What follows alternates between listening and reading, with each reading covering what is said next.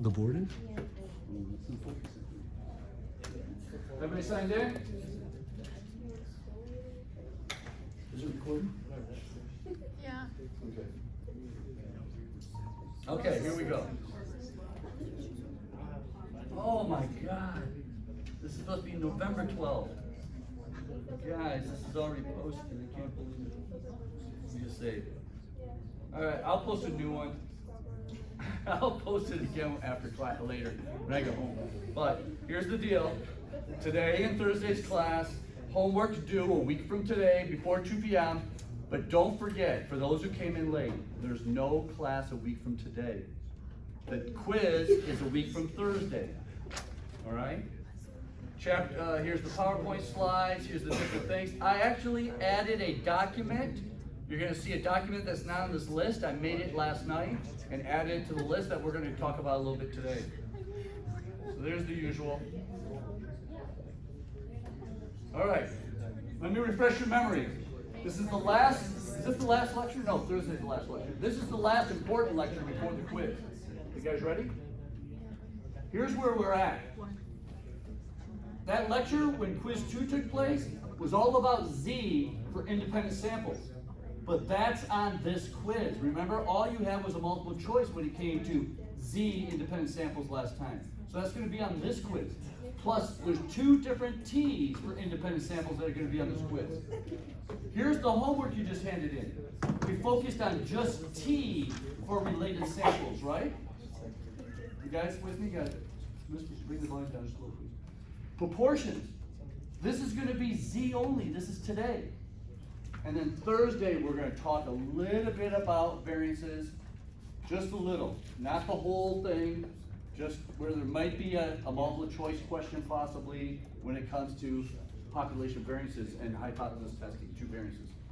All right, so now, today is all about hypothesis testing with 2 sample proportions.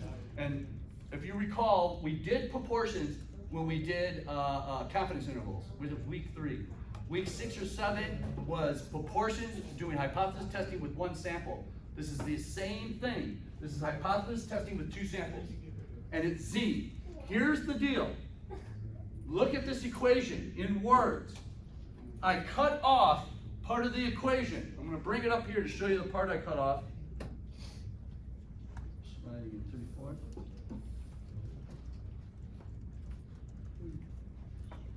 This part right here for this semester is 0.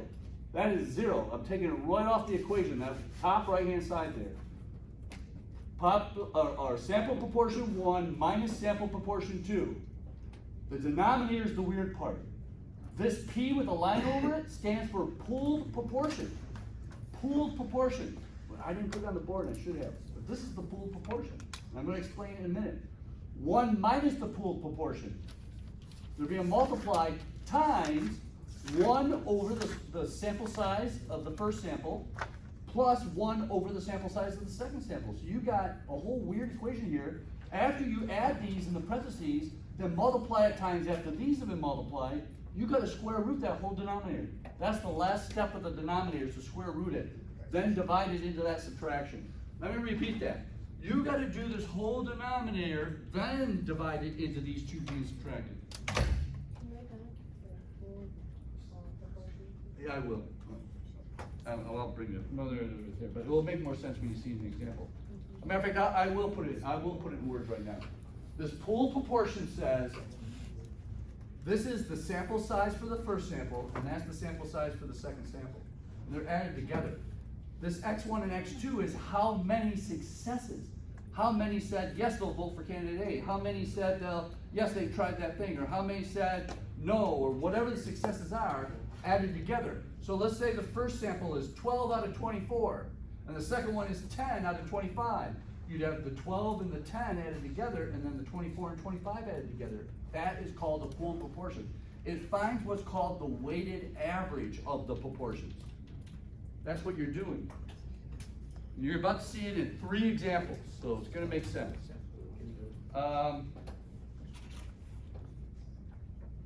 Now, you might remember this from when we talked about proportions before, how it has these 2 tests, and it has to pass both the tests in order to be able to do this for this hypothesis testing, I want to tell you on the quiz, you do not have to do this test.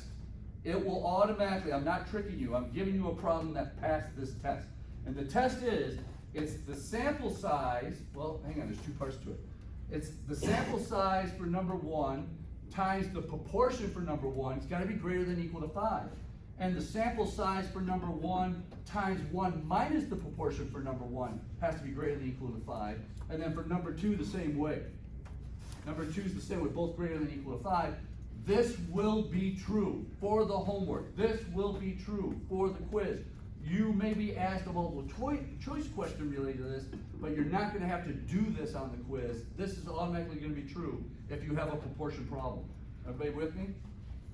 All right, so you know you don't have to test it. I'm giving you a problem that you know can be solved using this technique.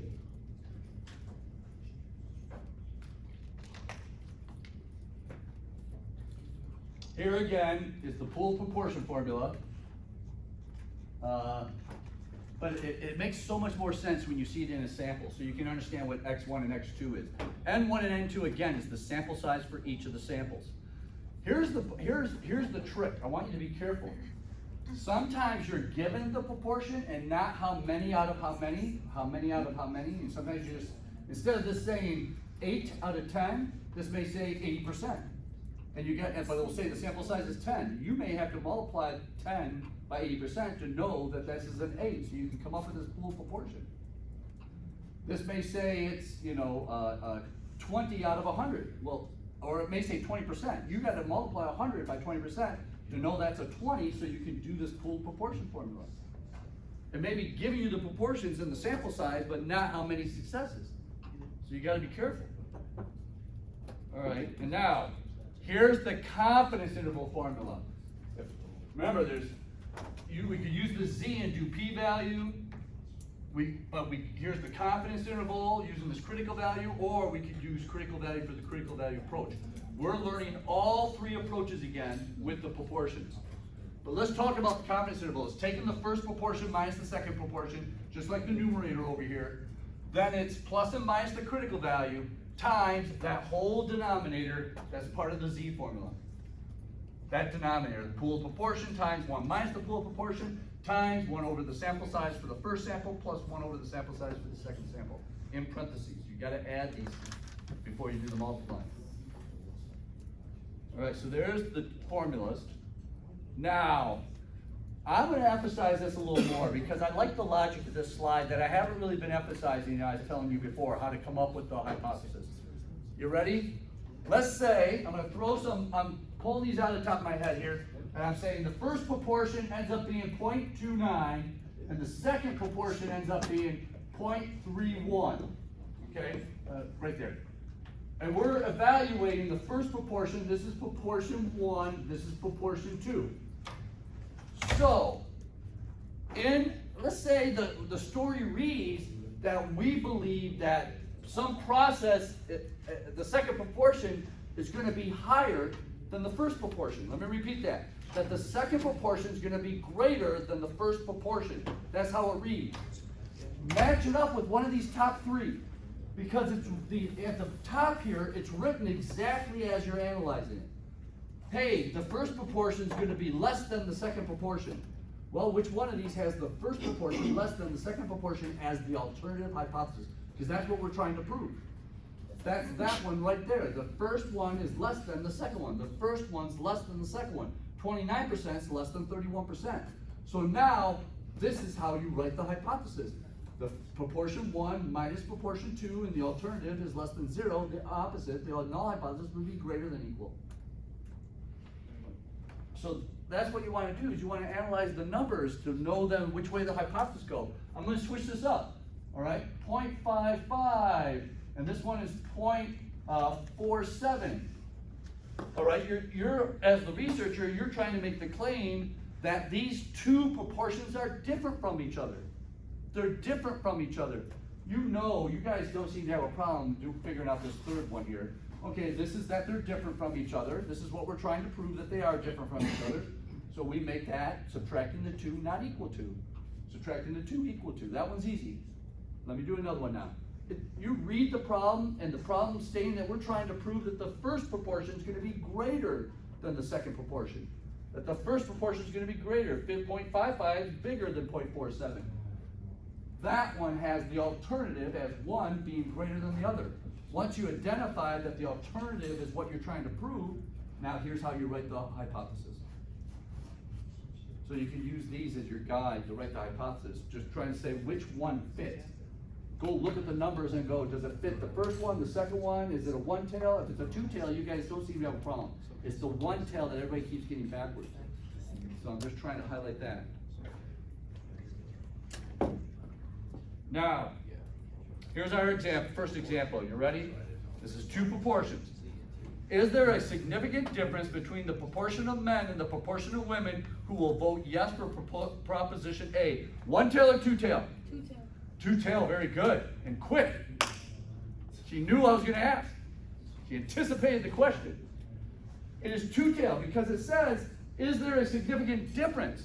It doesn't say, is there more men? Is there a higher percent of men? Is there a higher percent of women? It doesn't say anything about that. It just says, is there a difference? That's how you know it's two tail. In a random sample of 36 of 72 men, now it's given us the proportion right there. 36 of 72 men and 31 of 50 women indicate they voted yes. We're trying to see if there's a difference between them, but right now, that 36 of 72, that's 36 successes. Meaning that's what we're counting, is how many men said yes. Women, 31 of 50, that 31 is called the successes. When it comes to the pooled proportion, let me go to the pooled proportion again. Right here, those successes are those top two numbers. How many and how many said yes? How many men and how many women said yes? Then, what was the sample size of men? What was the sample size of women? You have to add the sample sizes and divide it into the successes to get the pooled proportion. The reason you got to do it this way is that because one sample size is different than the other. And you got to take the weight of each sample size into consideration. So that's why you got to have the sample sizes to add together. If the sample sizes are the exact same size, you just got to take the two percentages and add them together and divide by 2 to find the average. But you're not going to get samples of the same size, very rarely. Almost always the sample sizes are different. So you got to do this math right here. It's not a 50-50. So now, here it is. Test the hypothesis at 5%. Before I go to the next slide, I want you to think about this. What's your first step? Let's say it says use a critical value approach. I don't remember what it is, but let's say it's critical value approach. What's your firch step to do critical value approach? Find the what? Find the pooled proportions, a good place to start, but to find the pooled proportion, we have no proportions here to even use. So we're going to have to use the raw numbers. And don't forget, this is one proportion minus the number. So we need to find proportion. There we go. What divided by what? 36 by 72. Someone give me a number there. What's the other? You don't have to. It's on the next slide. You don't have to look at it. What's the next one? 31 divided by what? 50. 31 divided by 50. Now, let's do the pool. You ready? Here's the pool. 36 plus 31 over 72 plus 50. That's how you find the pooled proportion. You add the number of successes to the numerator, the sample sizes to the denominator, and that will give you your pooled proportion. Should we be able to write that in this? Darn, I know. We're in the middle of we're in the middle of things. All right, hang on. Let me think a minute. What is it? Should I use the word successes for the X? Would that be it? Number of successes? Number of successes 1 plus number of successes 2 over sample size 1 plus sample size 2. How's that? All right. Here we go. Put parentheses around these. There it is. There's your pooled proportions. Now that we got our pooled proportion, by the way, here it is. Here's our hypothesis, equal to 0, not equal to 0. Here's our proportions, 50% for men, 62% for women. Are they different from each other? Yeah, they're different, but we don't know if they're significantly different. We got to run this test. We got to calculate if that's significantly different. It looks like a pretty big gap. That's 12%, right? Matter of fact, what's our numerator here? Is this positive or negative 12%?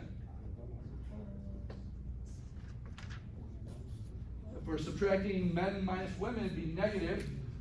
Here's our pool proportion, 36 plus 31 is 67, 72 plus 50 is 122, 0.549. Watch, 0.549 goes there, plus 1 minus 0.549 goes there.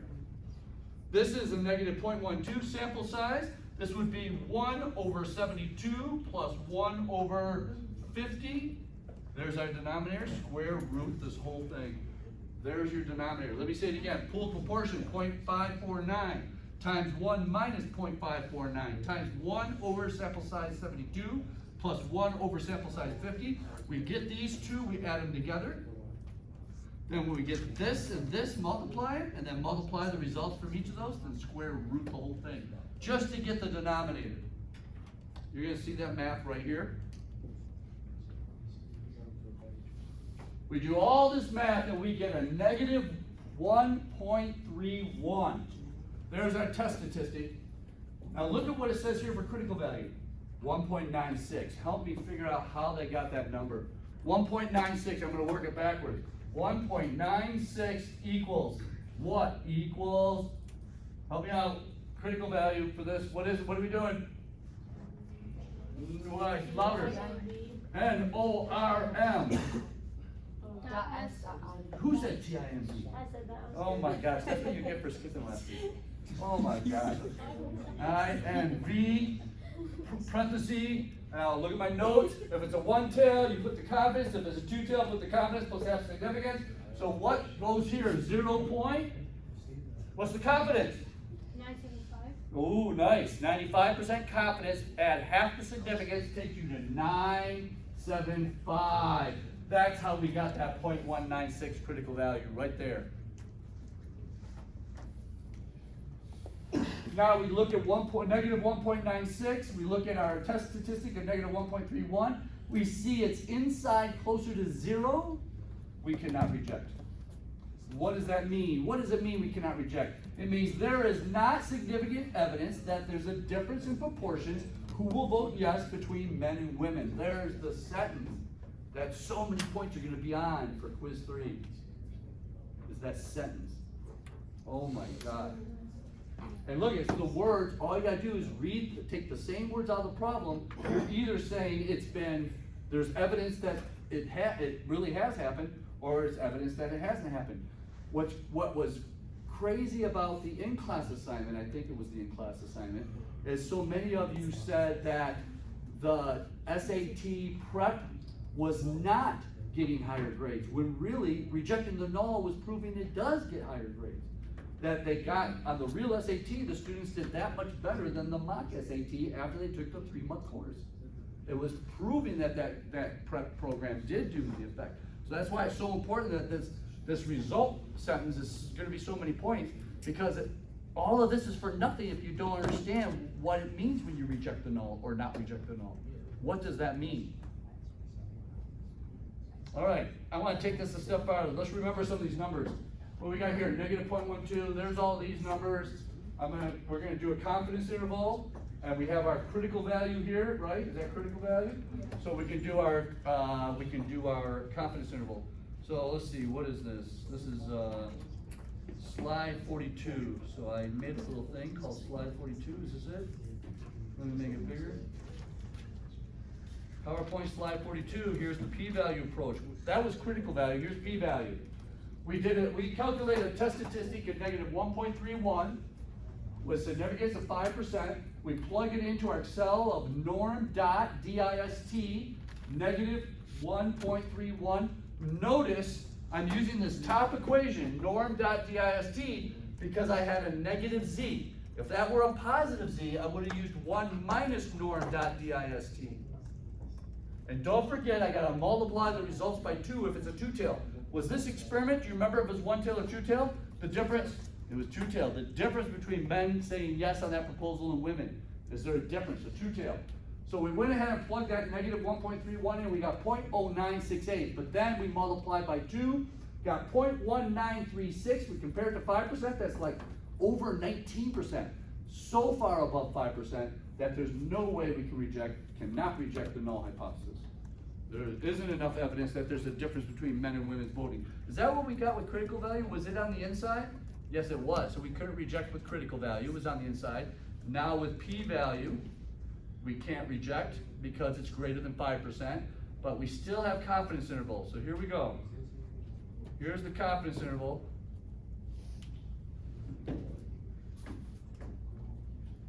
The formula right here, it says to take proportion 1, which is what does that say, 0.50? Was it 50%? Oh yeah. Minus proportion 2, which is 0.62, there's your negative 12. Plus and minus the critical value, we just calculated it, 1.96. There's your critical value. Times the square root, that pooled proportion, here it is right here. 0.549 times 1 minus 0.549 times 1 over 72 plus 1 over 50. There it is. That's all of that going to the right here. Oh, wait, this one's a little different. Now this is my perfect time to tell you about the other formula. There we go. All right, hang on. You gotta find, where's it at? Right here. You ready? Sometimes we use this other formula right here. Right here. Now I want to point something out. This denominator is almost exactly this denominator.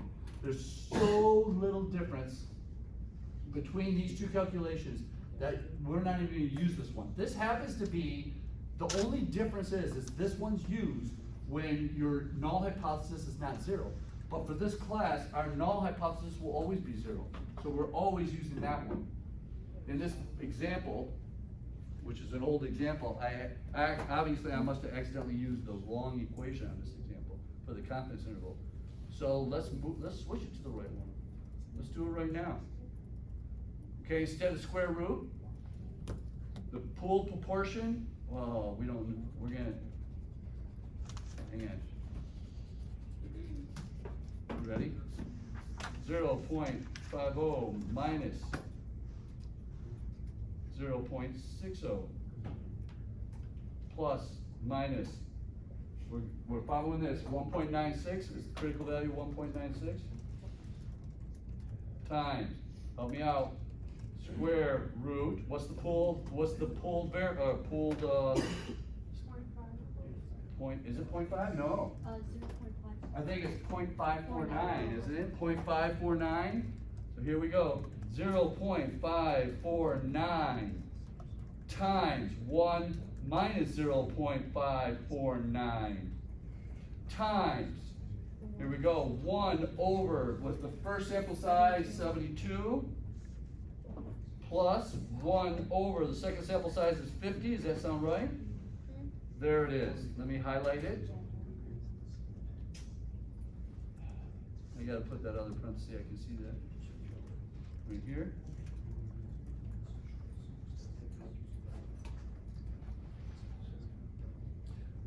Now the result from this equation is going to be the same result as you see on there. It's just the details are slightly off because it's calculated slightly different. Look at the confidence interval though. Negative 0.2964, positive 0.0564. Does 0 fit between these two numbers? Since 0 can fit within the interval, the null hypothesis cannot be rejected. Okay, so the example that you had on the original document, the confidence interval, formula is still the same as this one? Still the same. Is that what we're talking about? I mean, see this right here, you're talking about what there is. Yeah, that one. This one and the one I highlighted are almost the exact same formula, and they're going to get you almost the exact same results, just slightly different. This one's used if the null hypothesis is not equal to 0, but our null hypothesis is equal to 0. So we don't need to know the other one. We don't even need to know it. I should take it right off. Why? I don't want to take it off because now the details, I don't have the details changed Just the yet. next one, like this one. Put it, what? That one's already highlighted, so. How about this? Or, and then I get the highlighted one. And I'll highlight the word or. All right, let me fix that. Boom. All right, let's look at another one. Let's go to, we're going to go to page 369 from your book. Example 10-11.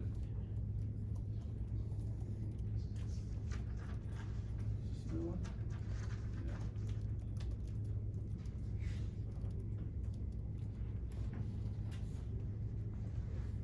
All right.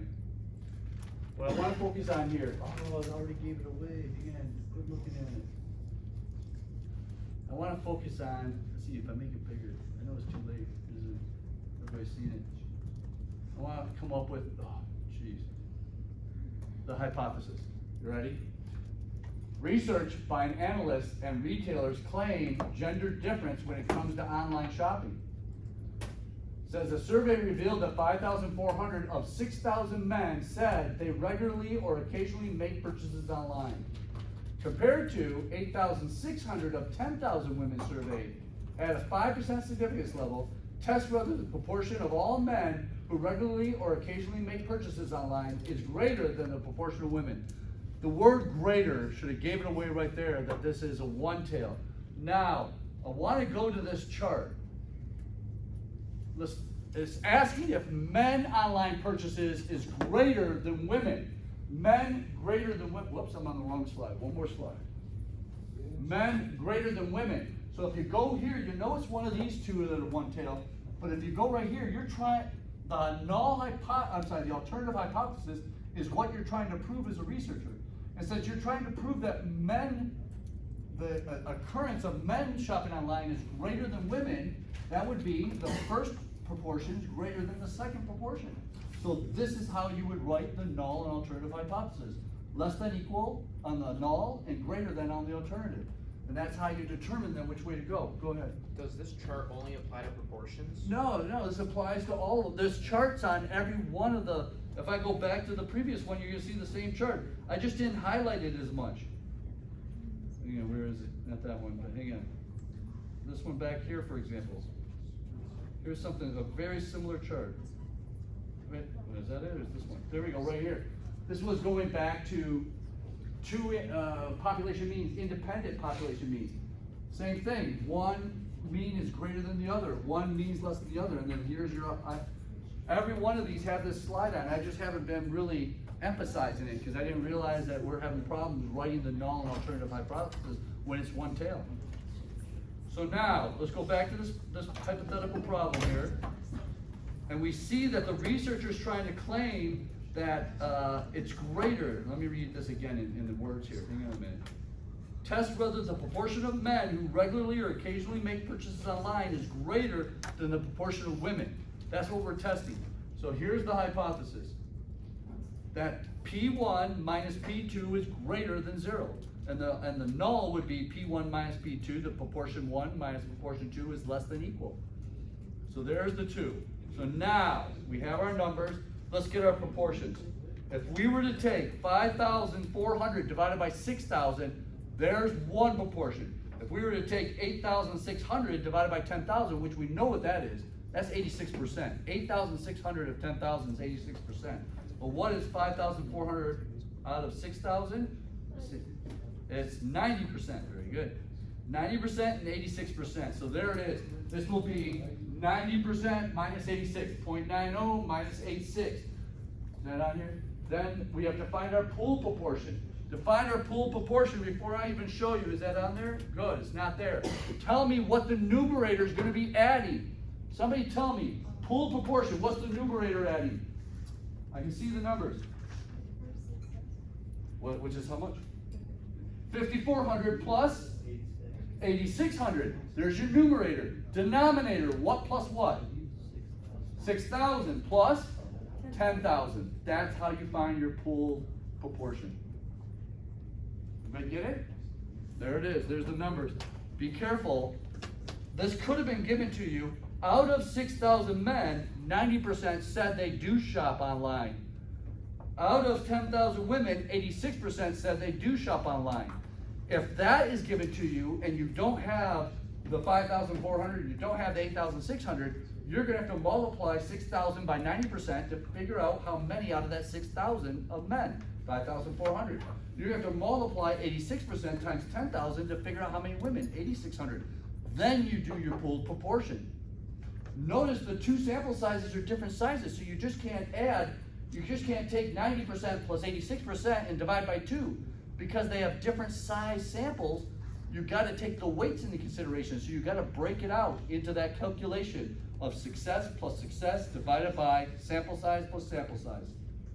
So be careful, because I know there's a problem in your homework where I believe you're not given the amount, you're only given the percentages and the sample sizes. So would P1 be men and then P2 is women? Yeah, P1 would be men and P2 would be women. So it'd be a bigger number minus a smaller number, which makes the difference greater than 0. Right? So let's say it's, you know, whatever, 90% minus 86% greater than 0. So really you just take the proportions being given to you and see which way it ends up. Is it greater than 0, less than 0? Then that should pretty much tell you how to write your null and alternative hypothesis. So would we flip it if they were the other way around? What do you mean? Well, you're saying if Let's say this was is bigger- men, this Yeah. is men, and that's women. Let's say women was a larger. Okay, if this is the other way, Then would we flip them around? then that would be a less than in the alternative. Okay. And the null would be greater than equal. Because, think about it, ready?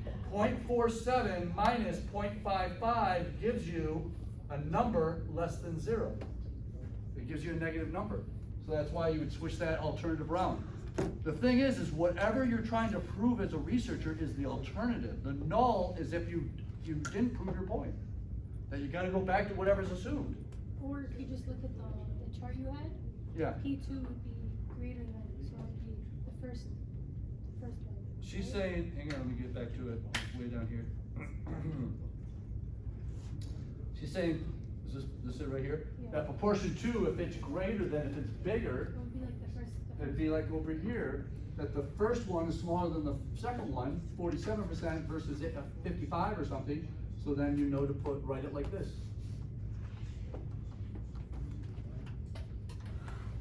I just almost unplugged something with my foot, I felt it. All right, so now let's go back to this 10-11 here. I want to show you how is it being solved here. Let's get our Z. We do this whole calculation, get a Z of off the chart 7.41. We've never had a Z that big before. Think about it, 7.41. I don't care what the critical value is going to turn out to. 7.41 is off the chart outside of any critical value we've ever seen. So you know this is going to be rejected. And if it rejects, if we do reject, then we proved our point. What did we prove? Hang on, let me go back to the story. If we reject, whoops, let me go back here. If we reject the null hypothesis, then what we're trying to prove is true. The alternative is what we were trying to prove. And according to the story, this tells you what we're trying to prove. Matter of fact, this sentence right down here tells you what we're trying to prove. Since we're rejecting the null hypothesis, we just proved what? That what? That men that make online purchases, a greater proportion of men make online purchases compared to the proportion of women. That's what we proved. That's how you write that last sentence. The last sentence. Can't tell you how many points we're putting on that one. Okay. So now in this case though, what do we use? P-value? We find the p-value, and we got a p-value of, where is it? It's so close to 0, you might as well call it 0. If this is a quiz, you gotta give me the formula how you found your p-value. So hit me with the formula to find the p-value. Equals norm what? Dot nothing, p-value. Dot dis. D-I-S-T parentheses. What goes in that first number? 7 point. Oh my God, what did I do wrong? What did I do wrong? Oh, 1 minus. 1 minus, because it's a positive 7.4. 1 comma 0 comma 1 comma 1, right there. You're gonna get something that's so small, we might as well call it 0. 0.000 something maybe, who knows what it comes up to. Whatever it comes up to is so small, we're calling it 0. 0 is less than 5%, therefore we reject the null hypothesis. We have evidence to say, sure enough, men buy things online a greater proportion of men buy online than women. How's that? Right? Is that the final sentence that we proved it? All right, don't forget these numbers. Let me write them down a little bit here. 0.90, 0.86, it was 0.90 minus 0.86 over, and then what was our pooled proportion? Oh, how did they get that pooled proportion? Take a look at this. There it is. 5,400 plus 8,600 over 6,000 plus 10,000. So, and you had a 0.90, you had a 0.86. If you just add them together and divide by 2, you're not going to be at 0.875. That's because one had such a big sample size. One was 10,000. So in that case, we get 0.875 as the pooled proportion. All right, here's what I did last night, is I went ahead and took all those same numbers and did the critical value approach. We calculated a test value of 7.4066, it was off the charts. Went ahead and found the critical value at 5% significance. This is a one tail, so let me make sure I did this right. One tail, you'd put just the confidence there. 5% significance is 95, whoops, critical value, I'm sorry, where's critical value? Confidence, what do I have in there? Significance? Did I accidentally put that wrong? Darn. There, how's that? Better, let me hit save. Is that right? There we go. But confidence, because it's one tail, 95% equals 1.645 is our critical value. 7.4 is way outside the critical value 1.645, way farther away from 0. So we reject the null hypothesis. Confidence interval approach. Here it is. Here's that formula right here. So it's 0.90 minus 0.86 plus and minus the critical value, which is 1.645, times the square root of the pool proportion, 0.875 times 1 minus 0.875 times 1 over the sample size 6,000 plus 1 over the sample size 10,000. Square root that whole thing. Here's our upper and lower. Ready? The upper is 0.0488. The lower is 0.03116. Does 0 fit between those two numbers? No. Neither one of them are negative. They're both positive. So no way 0 fits between them. Therefore, we can reject the null hypothesis. Here's our sentence. The results state, we can see the whole thing. The results state that the proportion of men who regularly make online purchases is greater than the proportion of women. There's where the points are at. We've proven what we were trying to assume, what we were trying to do this whole experiment for.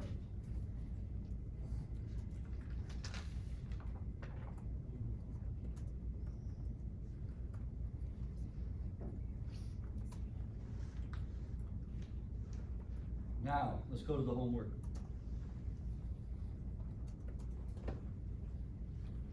Where is it? I accidentally closed it.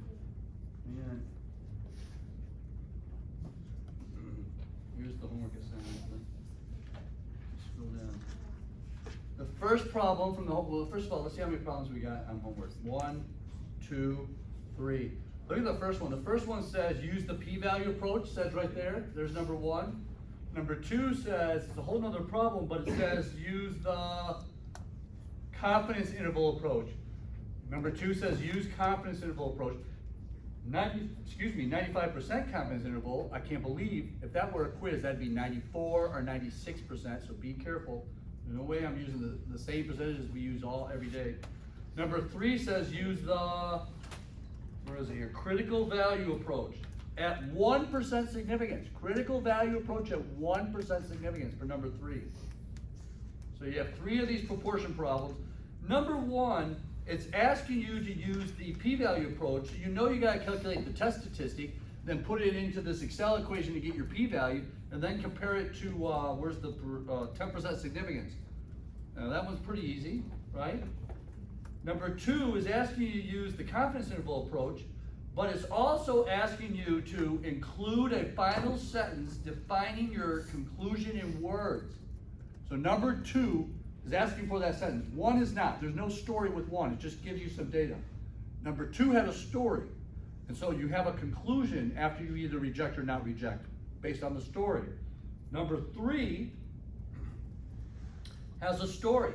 And it's also asking you to include a final sentence defining your conclusion in words. After you reject or not reject using the critical value approach, I need that sentence explaining what it means to reject or not reject for number 3. So 2 and 3, there's expected sentences there as practice for the quiz.